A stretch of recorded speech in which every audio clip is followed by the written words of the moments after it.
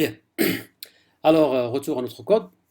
Alors, avant de passer, avant d'entamer donc la partie qui va nous permettre d'enregistrer ou d'ajouter ou d'insérer les informations de nouvel utilisateur de la base de données, on doit d'abord vérifier l'unicité de deux informations clés, à savoir le login et l'email. Pour ce faire, on va donc créer deux fonctions. L'une va nous permettre de rechercher les utilisateurs par login et l'autre par email. Comme ça, pour s'assurer qu'il n'y a pas d'autres stagiaires avec le même login et le même email. Ben, c'est l'occasion pour voir comment créer des fonctions en PHP. Alors pour ce faire, on va donc ajouter un nouveau dossier dans la racine de notre projet, un nouveau répertoire. On va donc le nommer les fonctions. Allez-y. New directory. Alors, qu'est-ce qui se passe? Voilà, new directory, voilà, les fonctions. Je vais nommer le dossier les fonctions, voilà, et à l'intérieur de ce dossier-là, je vais donc créer un fichier, un nouveau fichier PHP nommé fonction, soi-disant fonction avec S parce que je vais créer plusieurs fonctions. Alors, pour créer une fonction en PHP, on utilise le mot-clé function. Le nom de la fonction, soit on va dire par exemple rechercher login. Rechercher par login. Donc là, c'est le squelette de la fonction. Donc la squelette de la fonction. Alors, cette fonction aura besoin d'un paramètre qui est donc quoi? Qui est donc le login recherché. Parce qu'on va demander de rechercher des utilisateurs ayant le login en question qui est donc passé en paramètre. Alors, pour rechercher les enregistrements de la base de données, on aura besoin de créer une requête. Ben, comme d'habitude, on va donc déclarer une variable, soi-disant nommée requête, qui est égale à quoi? Qui est égale à la variable PDO, notre fameuse variable de connexion PDO, qui est déclarée dans le fichier DB. Là, c'est l'objet PDO. Alors, on va donc demander à l'objet PDO de nous préparer la requête. Alors, donc, on utilise la fonction prepare,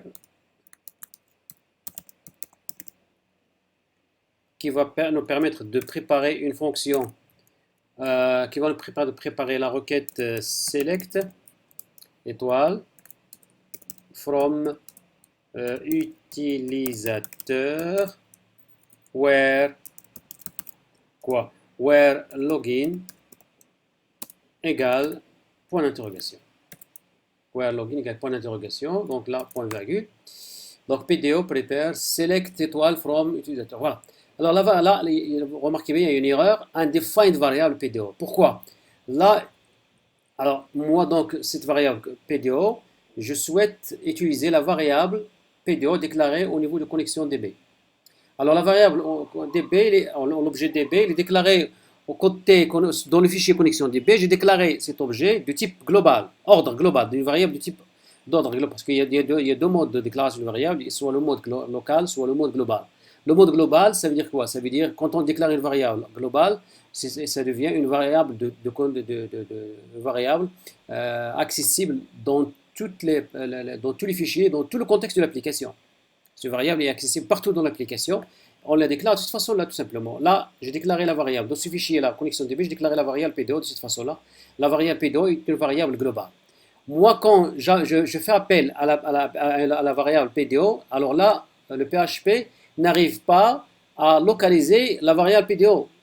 Pour lui, là, c'est une variable locale qui n'est pas déclarée. Et c'est pour ce faire, il me demande, il me déclare l'erreur undefined variable PDO. Alors pour ce faire, je dois déclarer la variable PDO dans la fonction de recherche. Pour la déclarer, alors là, si je la déclare d'une façon locale, PDO, comme ceci là, il va me demander d'initialiser. C'est une variable locale, ouais, il va me demander d'initialiser la variable avec une valeur. Mais si jamais j'initialise cette variable, et ça devient une variable locale qui n'a rien à voir avec la variable PDO située dans le fichier connexion DB. Alors pour faire référence à la variable PDO qui était déclarée globalement, qui était déclarée dans le fichier connexion DB, je dois donc déclarer la variable PDO dans ma fonction en utilisant le mot-clé global. Le mot-clé global permet où chaque variable déclarée en utilisant le mot-clé global fait référence à une variable globale dans le contexte de l'application. C'est-à-dire, c'est comme si on demande à PHP de chercher une variable nommée PDO dans tout le contexte de l'application. Ça veut dire, va chercher une variable qui est nommée PDO, elle est quelque part dans un des fichiers de l'application. Donc, il va chercher la variable PDO dans tout le contexte de l'application. Ben, exactement, c'est ce qu'on souhaite. On souhaite donc faire référence à la variable qui a été déclarée ici de façon globale. Bien. Maintenant, je prépare la requête. Je vais l'exécuter. Donc, requête. Voilà. Exécute. Je exécute ma requête. Donc, voilà. Exécute. Pour exécuter la requête, j'aurai besoin de la valeur de login. Ben, la valeur de login, c'est là. Elle est là, la variable login. Mais pour la faire passer à la requête select, je dois la faire passer via donc un tableau. Donc, un tableau array contenant une seule valeur qui est donc le login recherché ou le login souhaité.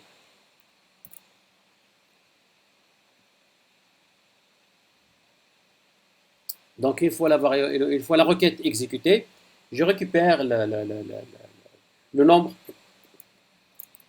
de lignes, donc nbr, je peux par exemple utiliser nbr, ben, tout simplement, je vais donc retourner, return, quoi? Return, le nombre de lignes contenues de cette requête, parce que si jamais il y a des utilisateurs avec ce login-là, donc la requête contiendra des lignes. Alors moi, ce qui m'intéresse, c'est le nombre de lignes situées, le nombre de lignes retournées par la requête. Donc requête, j'utilise une fonction, row count, qui permet de retourner exactement le nombre de lignes de cette requête. Bah, s'il n'y a pas d'utilisateur, si l'utilisateur est unique, si on n'a pas d'utilisateur avec ce login-là, alors le row count sera égal à 0. Ben, sinon, on va donc déclarer que il y a déjà un utilisateur avec ce login-là. Je vais copier cette fonction. Pourquoi? Pour rechercher l'utilisateur, cette fois-ci, mais par email. Au lieu de login, je vais utiliser email. Donc, je souhaite rechercher les utilisateurs en utilisant leur email. Donc, la from utilisateur where email égale email concerné. Là, je recherche par email et là, je recherche par login. J'enregistre. Alors, pour tester les deux fonctions, ce qu'on va faire, c'est que je vais retourner au fichier nouvel utilisateur. Ben, ici exactement. Je vais faire appel à mon fichier connexion, donc require once. Le fichier connexion, il est déclaré au niveau d'un dossier fonction qui est à l'extérieur. Moi, je suis dans le dossier page. Je suis dans la page nouvel utilisateur qui est située dans le dossier page. Alors, je vais donc quitter le dossier page. Pour accéder au dossier les fonctions, ben, il est là. Au niveau du dossier des fonctions, j'ouvre le fichier, je fais appel aux fonction PHP. Là, je fais appel, j'intègre mon fichier fonction.php dans le fichier nouvel utilisateur. Comme ça, je peux donc accéder aux fonctions recherchées par login, recherchées par l'utilisateur. Je peux faire un test. Là, je vais donc, par exemple, je vais dire echo, quoi? Je cherche, par exemple, le nombre d'utilisateurs avec le login user1. Je suis sûr que j'ai un utilisateur nommé user1. Je vais donc le rechercher. Alors, je vais demander de rechercher. Donc, rechercher. Là, voilà la fonction recherche avec login. Et puis, je vais faire passer en paramètre le login, par exemple, user1. Je cherche le nombre des utilisateurs ayant comme login user1. J'enregistre. Je retourne sur la page. J'actualise. Ok. Sur mon... Alors, donc là, echo, recherche par login user1. J'actualise, j'ai les fonctions, j'ai tout ce qu'il faut. Alors, où est le problème? Oh non, c'est pas ça, je ne cherche pas les fonctions. Je cherche donc le fichier stage, le fichier page réponse. Voilà. Donc voilà, 1 il est affiché ici. 1. Donc, le retour au code. Je vais donc ajouter un simple message ici. Donc. Voilà, donc un texte comme ça pour dire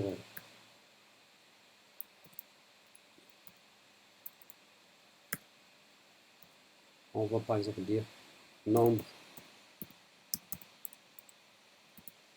nombre des utilisateurs du user par exemple, nombre d'users avec nombre d'users par exemple, nombre par exemple, soi-disant user 1, nombre des user 1, ça veut dire le nombre des utilisateurs avec user 1 comme login. J'enregistre tout simplement, voilà, nombre des user 1 égale à 1. C'est-à-dire j'ai un utilisateur nommé user 1, je l'ai sur la base de données.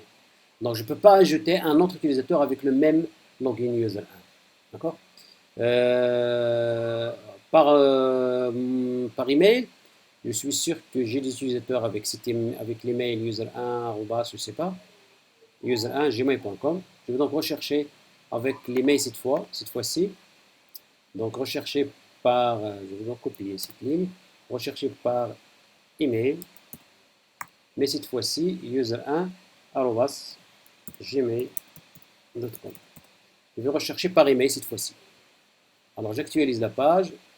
Alors nombre d'user 1, un nombre d'user 1, ça veut dire, je vais changer le message tout simplement. Nombre des user 1 gmail.com. Bon, je vais désactiver cette ligne. On n'a plus besoin. Donc j'actualise. Voilà. Non, c'est pas ça le fichier. J'actualise. Nombre de user1gmail.com, ça veut dire j'ai cet email dans la base de données. J'ai un email qui est identique à celui-là dans la base de données. Donc je ne peux pas ajouter un utilisateur avec cet email-là. Voilà, les deux fonctions font leur, donc jouent font donc leur objectif ou l'objectif qu'on souhaite atteindre avec ces deux fonctions est maintenant réalisé. Alors on va pouvoir les utiliser où exactement, mais là exactement.